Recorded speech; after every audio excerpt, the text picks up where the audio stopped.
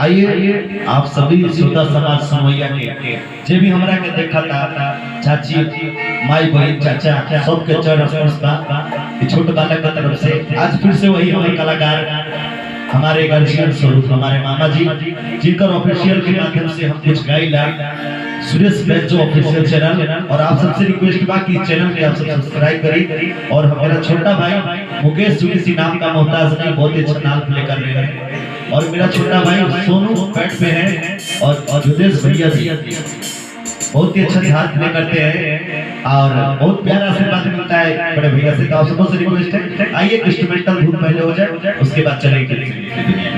आइए भाई।